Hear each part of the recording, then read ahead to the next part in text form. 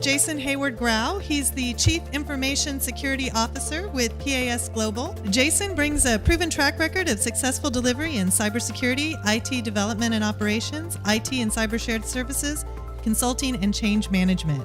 His previous IT leadership roles include CISO at Mole Group, a leading integrated Central and East European oil and gas corporation with operations in over 33 countries. He has been the Director of IT Service and Security Operations at Burberry and Head of Technology Services Operations at Vodafone. Jason holds a BA in Politics, Philosophy, and Economics from Queen Mary College, University of London, a law degree from the University of Brighton, and a Master's of Law from the University of East London, which explains his funny accent. Jason oversees corporate cybersecurity and ensures PAS technologies address the needs of the CISO community. Welcome, Jason. So thank you for pointing out that I speak properly. That's always a great start to anything. And it's nice to say that they've obviously thought I was coming, so they've reduced the temperature to proper Scottish weather. So apologies if you're cold, but hopefully I can warm you up a little bit. You're probably almost all done, because it's the last but one presentation before the end of the day. So I'm hopefully going to try and engage. I've got a couple of questions in there. I've got an exam at the end. And in true British style, we won't be giving out any prizes, but we will just leave you like Brexit. So let me start from the very basics in the beginning. I'm assuming that all of you have an understanding of where inventory fits in things. And when I approached this, I was asked to say, okay, well, what's the baseline? Where do we start from? And I'm going to stand behind the lectern because it feels really odd. You need to know what you've got. And anybody that doesn't know what they've got, well, how are you going to protect it? So fundamentally, it gives you a foundational set. It gives you the ability to manage your operations and your change. It helps you understand where your vulnerabilities are, because if you don't know what you've got, you can't work out if it's vulnerable. It helps you enable security. Inventory on its own is not a security capability, which is why a lot of people get confused by it. And they assume, well, you know what, it's great, but I need security capabilities. If you haven't got inventory, you haven't got security. It's a very, very simple fix. And ultimately, inventory is not a one and done. When you start painting a bridge, especially in the UK, we start at one end and we walk all the way down to the end. And you get to the very, very end of it, and it's probably the end of the year, and you start again. Same is true of inventory. There is no such thing as a snapshot inventory. If you think there is, you're out of date already. So the capability that you need is evergreen. Okay, so once you've got it, well, how do you use it? And here are 6 things. There are probably a lot more, but here are the 6 things that I'd probably say are worth discussing. Inventory helps you improve your security posture. Okay. Do you agree? Some silence, some nods, somebody's awake. Brilliant. Okay, I'm going to have to work the crowd. You guys are a tough audience today. I'm really going to have to wake you up. Okay, so it improves your security posture through a number of things. It gives you a topology, an understanding, context, and the reality that sits behind it, because that helps you work out what you've got. It will enhance active incident handling. So when I walked into OT, the first time I walked into OT, coming from an IT background, I had an incident. And that was my wake-up call for what OT actually is. You walk in, you say, something's gone wrong. How on earth do I work out what this is? Because what I'm used to doing is I will take something off the network, I will clean it, I will starch it, I will forensic the death out of it, and then I'll plug it back in again and everyone will be fine. When I broached that subject with the OT team, the first response was, you can't touch our network because you don't know what it'll do. And by the way, if you blow up a $650 million plant, chances are someone's going to come to you with a very large bill. So you're in a situation where you absolutely have to manage your incidents, and the context data gives you everything. It helps you also understand where things are going wrong. So error identification analysis, that sounds like a really fancy term. It's not. What it basically means is that you are able to look at things and go, that's odd. There is an issue, there is an error in the configuration that I have, because you have the detail and you have the history, so you can look at change. It helps you improve patching. How many of you believe patching is not important in OT? Go on, put your hands up. Be brave. If you genuinely believe that patching is not important, put it up. Okay, well, that's impressive, actually, because if you heard this morning, the conversation was, well, patching isn't relevant. You can't patch everything, and I'll get onto that in a little bit, but one of the things that I remember having a complete heart attack about was I asked the question, well, for one plant, bear in mind that we had 5 or 6 significantly sized plants, what's our patching level? How far out are we? The first thing they couldn't tell me. The second thing they said was, well, it's probably in a couple of thousand. And the third thing was maybe more than that. And as an IT guy with an IT background, the concept of not patching is frightening. I didn't have the understanding of it, which goes to hardening. If you don't know what you've got, you don't know what capability you've got or where it is, how on earth can you expect to harden it? Hardening is not the same as patching, because there are some decisions that you will absolutely make that you will say, do you know what, I'm not going to touch that. I know it needs to be patched, but I'm not going to bother. And that's the reality of where you sit, because there are other mitigating protections in place that you will put behind it. And ultimately, the one that I like the most is simulation. This is not big data, this is not AI, it's very, very simple what-if analysis. Simulation is all about being able to say, I'm looking at the configuration. Something changed. What is it? And what if I do something to that? What would the upstream or downstream consequences potentially be? If you haven't got your inventory, it's virtually impossible to do that because you're just playing with a black box. And I like black boxes, but often black boxes blow up in your face. So you want to make sure that doesn't happen. That's a reality check. Okay. First and foremost, this is not a wheel, this is a cycle. This is a Hawaiian wave. And I was introduced to the concept of Hawaiian waves a long time ago, and basically it's an ongoing thing. If you have inventory, you can understand where you're vulnerable. And that plays into the patching discussion. And it helps good decision making, which is ultimately what we're all here to do. Plant safety is a fundamental capability that we all sign up to, whether you're in IT as a security expert or whether you're in OT as a plant professional. You have a responsibility to ensure you can operate safely. Understanding that, you need to be able to make good decisions. Understanding where you have vulnerabilities helps aid good decision making. It's not perfect, you will never be perfect, but it gives you a much better sense. It gives you context. As somebody who comes from an IT background, OT just is different and weird. There are engineers that do things, and I genuinely look at it and go, I do not understand what you do and why you do it, but I'm pretty sure it's important that you do it, so just carry on. You have to have that context because it's so different to IT. The way it works is different. The discussion around patching I'm going to keep coming back to because it's a really interesting debate. I had one CISO recently tell me that he never patches. I know in my bitter experience, I was held up by Cisco as the best, most reliable Cisco-provided product on the planet because they hadn't patched it in 12 years. It had never been taken down. So there were 12 years of outstanding patches sitting on a core switch inside our ICS environment. And that was okay, if you know about it. And if you understand whether or not you think that something around it might have changed, so you need to do something different. It helps you define a patch process because you don't know how big the problem is. If you're worrying about 50 patches, no one cares, and that's an easy process. If you're worrying about 5,000, that's a different thing. Because the reality is none of us can do everything. You have to be able to ask the question, where is it in my value chain? Do I understand whether or not something in my value chain is important enough for me to actually take the time and disruption to do something? And ultimately, I keep going back to the same thing. I'm not a security professional, I'm a risk professional. My job is to ensure that we are able to effectively manage risk. And risk is operated and introduced in many ways. And as an IT guy and a security guy, I actually introduce risk too. Because every time I try and change something to make it better, I introduce risk. So I have to manage that. So, to patch or not to patch? Okay, I put a roadblock in there. As per usual, what normally happens is you've got one guy working and 3 guys watching. which is the normal process in anything that we do to do with road maintenance.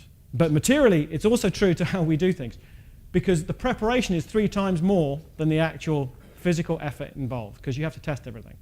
And equally, you can't patch everything, so you've got to make a very, very structured decision as to what to patch and when. And if you don't have a map of your critical processes and you can't do the what-if analysis, how can you determine whether or not a patch is important and whether or not a vulnerability is significant enough for you to put the effort behind it?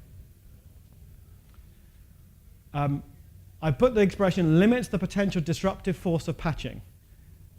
Anybody here gone through a patching process when a patch went wrong and had to back it out? Okay, well that's an interesting number, a lot of you. Was it fun? Do you want to do it again? No. Damn it. I always want to find someone that's going to argue with me because it's so much more fun when they do. But it helps you do a coordinated approach, because ultimately, when it comes to patching and having the structure around your patching, you've got to recognize that it is going to be disruptive. And by the way, wouldn't it be nice when you're digging up the road that you only do it once? So the metaphor that I also use this for is, when someone comes along and digs up a road, normally what happens is they finish it, they put a nice new bit of clean concrete down, and then the electricity comes along and they dig it up. And then they're done, and the gas guy comes along and he digs it up. And once he's done, then the water guys come along and they dig it up. So you basically have a hole in the road forever and a day. And the business hate that. And if we're just another utility, then what would be better is if we can plan effectively to dig up the road once and do everything in one go. And we can't, but the reality is we'd like to try. So we're often seen as a roadblock. So what do we do about it? Patching is a funnel. Not all patching is made equal. We know that. But the average plant has thousands of patches outstanding. My total cumulative patch, according to my security operations team, as I was leaving my last role, was somewhere in the region of 5 figures. Cumulative patches that were only critical or high that were necessary, supposedly, to support the operations of the plant. You can't do it. Nobody in their right mind will patch that number of things. And by the way, it's getting worse because the number of ICS CVEs and the alerts, the IT patches you're getting from Microsoft bundle all their patches together, so everyone gets one god-awful patch once a month where everything goes, and you have to test it all. And by the way, we love Microsoft, we're a gold partner of Microsoft, but please, guys, go back to doing something sensible because this drives us all crazy. And then you get the vendor bulletins. So anybody here honest enough to admit they've got more than one ICS or PLC provider? Anybody just got one? Because if you're, I'm coming to work for you because life is so much easier with just one. No. Okay, so the same principle applies. The vendor bulletins are also exponentially increasing. Whether they're actually coming out of Microsoft or somebody else, the same challenge applies. So you can't patch them all. Your inventory will give you some insight. Your configurations will give you insight because you'll actually be able to understand not only where your processes are, what is critical to them, you can mark them, identify them, and manage them. So realistically, I have an interesting question. Who believes you can patch in your ICS more than 100 patches at a go in one turnaround? You can, without disruption. Sorry, I should add that bit. Okay, sorry, my bad. Less than 50? Less than 30? You can do less than 30 patches in an average turnaround of significant critical and high priority. That's an average. How are you doing it as well, right? That's true. Yeah, if you have an army of people, the more you have, the better it is. I agree. The challenge is, unfortunately, that most of us don't have an army because we always have a challenge on OPEX. And when you do have an army of people, they're normally doing the more important things like doing the stuff that needs to be maintained in a turnaround that brings productivity and value to the company, which we're not very good at because we're security and we're seen as a cost rather than an enabler. And if you're doing a turnaround, you could potentially decide, okay, I'll switch on during this period automatic installation of patches. Yeah. I've tried that, and it is interesting, but when you've got a turnaround, I don't know how it was for you, but what I found turnarounds are fascinating because you have a completely different set of problems. An operational plant of normally 1,500 people suddenly has 4,500 people there. because you've got all the vendors on site at one time, and you're trying to manage that because the security of that's also your responsibility. So the qualification of how many people have you got and how quickly and effectively can you deploy a patch kind of depends on what's absolutely critical to you. And you won't know that unless you have the inventory to back it up. So the realistic number is X multiplied by the number of people you've got, multiplied by the disruption you're prepared to accept, divided by the oh crap moment of I really don't want to upset anybody else, right? Okay, so let me ask you all a question. How many of you believe, if any, you will not have an ICS incident in your facility in the next 6 months?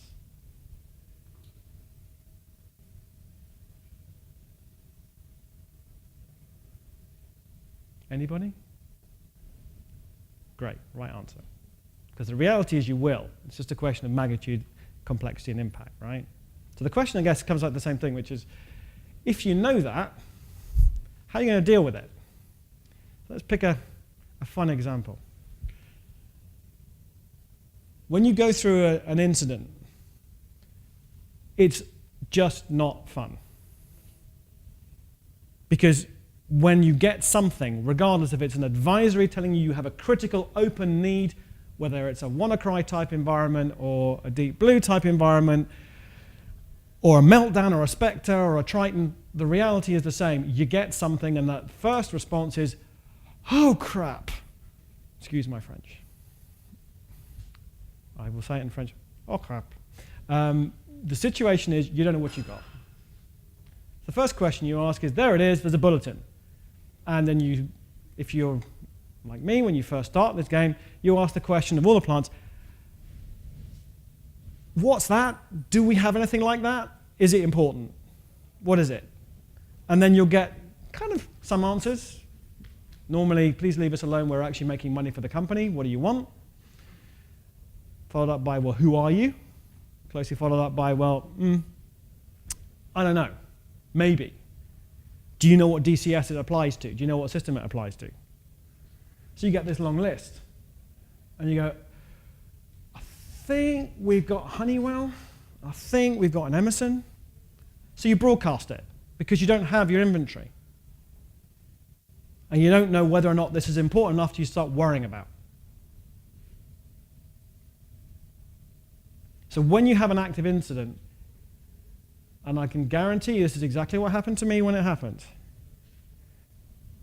The incident rises normally not in OT, but in IT, because most critical things that happen in an IT environment come up because they try and call home. As soon as you get something that's deployed inside an environment, the first thing it tries to do, even today, is it tries to call home. And normally you'll be lucky enough, if you're good, you will have blocked it on the level 5 firewall going out the door. And then you have to reverse it. And if you're also great and you're lucky and you've got skills, you'll be able to pull back and say, it's come from this black box called the ICS environment. And you have absolutely no visibility. The reality is you need that insight. Whether you have a consolidated operations team, whether you reach back into your OT team, whether you use IT to provide your security operations competence, you don't have a choice. You've got to figure it out somehow. Infantry will help you with that. How many of you had a human interaction issue? I picked up a USB. I was in the car park. I walked into the plant with it. Didn't know whose it was, so I plugged it in to have a look. Or my friend sent me an email. I thought I'd open it and see, oh crap, that's not what I thought it was. Or it's Friday night, it's late, I fancy a pizza. I don't fancy leaving the control room, so I'm going to get a Cat5 cable, I'm going to plug in my OT network into the IT network so I can order something. Because I've got network admin privileges, I can get away with it. That's how it happens. I can manage a huge amount of things. I can deal with phishing, I can deal with spam, I can deal with malicious code, I can put antivirus on everything. But I cannot deal with human interactive issues because they are random. And that's what adversaries work on. They know that they can do something if they're smart enough. And they are way smarter than we are. So if something like that happened, would you know where and what the potential impact would be? Because if you don't, you need to go back to your inventory, because the inventory will tell you exactly on your map where it is. And if you've got the configurations, you'll understand what the implications of that might be. Because if you ring fence a component of your inventory because you have to, if you don't have an understanding of what that might do, you can end up making the situation way worse. Okay. What am I doing for time? How many of you got an IT background as opposed to an OT background? IT background? Wow, that's loads less. This is lots. OT background? Okay, I'm shutting up. So, well, for us IT guys anyway, OT is a bit of a black hole because you do stuff that's a bit weird and you do stuff in a way that we don't understand because we come from a practice that has been around for ages. And as I said, often it's the data going out the door bit at which the information is understood to be an incident. It's not beforehand. All right, so we're talking about hardening and avoidance very quickly. You get a vulnerability alert. How often have you put your hand up and said, do we have one of these? No one's ever asked, do we have one of these, apart from me? Really? I was going to say, it was one of the, I actually got put on the internal spam list for two of the functional operating units because I kept on asking that question. Can someone tell me if we have one of these? Can someone tell me whether in our process, once you got the answer, this is important? Because I don't know. So the reality is you have to have that conversation. From a risk perspective, you actually need to know what you've got to be able to qualify your risk. Surely that's a fundamental capability. It makes common sense. If you don't know what you've got, how can you protect it? How do you know how vulnerable it is? Because the question that my boss kept on asking me immediately after the first Ukraine hack was, can this happen to us? And how bad can it be? Closely followed up by, actually, do you know what? I can't imagine it'd be that bad because we're too big to be taken and we're too small to be noticed. It's a fundamental. You have to be able to have the conversation. So, inventory also helps you identify those things. I'm pretty sure the guys from Darktrace and the guys from any of the DPI companies will tell you, hey guys, we look for anomalies. And they do. And that's a fundamental thing. You need a defense in-depth competence to be able to do this. But you also need to recognize that inventory gives you that basic foundational competence to understand what it is. So without it, anomaly detection can just be, hey, something changed. We don't know whether that's good or bad. We don't know whether that's important or not because we don't have the context behind it.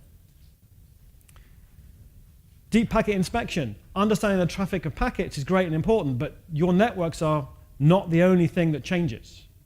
You add and remove processes. You adjust things because engineers do that. How many of you are leveraging a security operations type environment, a SIM? 3, 4, 5. Okay, wow, that's not as many as I thought. Do you feed your inventory into your SIM today? 1 yes, 2 yeses. I kind of think that'd be second nature, but why wouldn't you, right? Okay, capability-wise, your SIM is your guardian to a degree. And I've borrowed the SANS version of the kill chain just for fun. At the point at which intrusion happens, at the point at which they start reconnaissance and understand what you're doing, where do you actually get involved? The answer is in all of it. But the reality is most of the time, we only pick it up when something changes significantly. And that's where the SIM comes in. Anyone know what a CMDB is? 5. Anyone know why it's important? Okay, interesting. So the IT guys in the house is a configuration management database. It's a repository of all your critical IT assets. And it's something that we, from an IT perspective, have been doing for 20-odd years, which is why it's important. The OTSM is something that we need to do, which is the operational technology, because we don't have enough visibility of it. Okay. Threat analysis. Good inventory helps you understand and mitigate insider threats.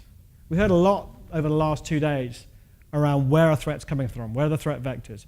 Personally, I believe that about 60% of the issues that we have are internal, certainly in my experience, anecdotally and factually.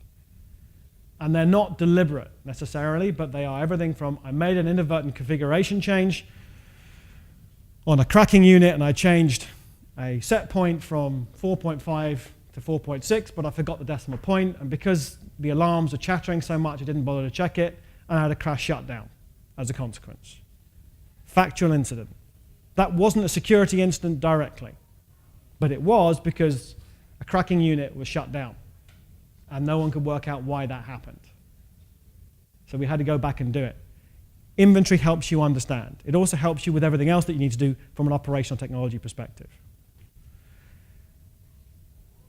If you know what your good configuration is, whether it's in a backup or whether it's in an inventory, you actually have more than one resilient point. And one of the things that I keep hearing is we worry about our backups. How often do you guys back up your entire OT inventory? I know how often I did it, about once a month-ish. Once a month was a full configured backup. Do you know how many changes happen from backup to backup? About 75 official changes, about 400 others. The nature of this is you need to recognize that you will get hacked, and therefore having a backup is important. But having a backup in itself is not enough. You need more than one. Because again, Georgia Pacific was a fascinating example. I had a similar example when I worked at Mole. If somebody goes in and deliberately deletes your configuration, and then goes in and deliberately deletes all of your backups, how are you going to recover your plant? It's incredibly difficult. You go off-site storage backups, maybe if you're lucky, maybe. And then you have to go back into a restoration process and say, okay, how am I going to figure that out? What changed? We had to do a cold restart, clean, of an entire operating environment in Russia, because somebody who was an employee was rehired as a contractor after being fired and didn't like the fact he had to come back, but used it as an opportunity to break stuff. Ruined my Christmas, because I spent that Christmas in Russia. Factually, if you haven't got an effective backup, ask yourself the question, am I at risk? And if I am at risk, what am I going to do about it? Okay. I'm going to whiz through the last couple because I've got like 3 minutes left. So, external threat actors do better reconnaissance than we do, and they collaborate better than we do. If you've got inventory, you know what you've got. And at best, you're on the same level, because they will know what you've got, and they will share it. They will do more reconnaissance of your supply base than you will. They'll have a better understanding of what you've got in your DCSs because they will look for it. When you have an incident, speed counts. If you've got your inventory, it will speed stuff up, trust me. Okay, last one. Security operations competence. When you talk about security operations, I always look at security operations as these two. Detection and response is a fundamental capability. You need that come what may. Because we all buy technology, but technology is absolutely useless without the ability to use it effectively. So when you've got detection and response, that means that's the moment where when it all goes wrong, you've identified it as quickly as you possibly can, and you've resolved it as fast as you can. Awareness and assurance. We talked about phishing today. One of my favorite jobs in my company right now is to phish as many people as I possibly can, as often as I can. They hate me. They absolutely hate me for it, especially the ELT. But you know what? It's really important, because it's much better if I phish them than somebody else does it. Because if I do it, I can teach them what to look for. If somebody else does it, I'm having to clean up the mess. Assurance. Assurance is all about that project-based change. Management of change and effective management of change is a fundamental skill set. If you have your inventory in place, when you're running your assurance for management of change, you'll know exactly what you've got and what the impact is. The rest of these, data center, server, data and integrity, identity access, endpoint security, network security, they're all technologies. They're all technical stack. And you need them, and inventory can help you with them. But the reality is, if you haven't got the top two, everything else is just expense. That's it. Very much, Jason. Are there any? Let's give him a round of applause. Thank you. And we have a minute or two. Does anyone have any questions they'd like to ask Jason? Inventory is good. I beg your pardon? Inventory is good. Oh, okay. Inventory is good. All right. We now have. Oh, there is a question. Sorry. Let me take the mic up here so the other folks can hear your question. I guess the question was just going on the other side. I mean, inventory can be bad as well. It could be stored in an unsafe location. It can actually give someone, you don't have to do the reconnaissance, they can just get access to inventory. Yes. So what's your suggestion on addressing that side of it? There are two drivers. Historically, you have knowledge in heads, so most of the OT inventory is actually understood and managed by a disparate group. I have a very simple view, which is if you don't put it all in one place, you can't secure it.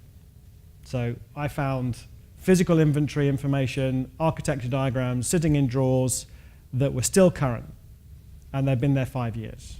People hadn't touched them. So if you don't digitize it, you can't manage it. That's the first thing. The second thing is, again, same principle applies as it would do with anything else that you want to protect. If you can't put it in one place, you can't put protection and security around it. I found so many organizations over the last 10 years don't manage their inventory effectively because they don't put it in one place. I agree with you, it makes it a bigger target, but at least I'll know if someone tries to access it who shouldn't, because I have control over that. And if I take it out of people's knowledge in heads and I put it in a place that's kind of centrally controlled and encrypted, I reduce the risk. I don't reduce the catastrophic impact necessarily, but I reduce the likelihood. And I have an argument with anybody that says you can deal with consequence over likelihood. I'd start with likelihood every time. That's my observation. Does that answer your question? Oh, have another. Hi. So my question is regarding CMDB is basically on IT side, and inventory is in, you told it's OT. Yeah. But now these days, OT and IT convergence, so what do you feel like CMDB is also required towards our OT side now when we are mixing both things together? It's kind of interesting. So lots of organizations do, it depends on where your IT start and stop. And it's a really good question, actually, because it's something that CMDB is not well controlled. IT don't think about the security control or the impact of having an inventory visible to the world. Most of them put them in their IT service management tool, and most of them are very, very easy to get to. Third-party suppliers have access to them, et cetera, et cetera. I've seen some shockers on that basis. OT, I actually put OTDB up. So you actually need an operational technology database. You need a functional place to put it inside the OT environment. The problem is, and you rightly pointed out, a lot of IT get involved in OT now. And it's not a problem, it's a challenge. It's a great challenge. Because depending on where IT start and stop within your OT environment, you have the opportunity to influence them. If they're worrying about your level 2 in the networks, totally good. Make sure that's appropriately secured within your L3 firewall.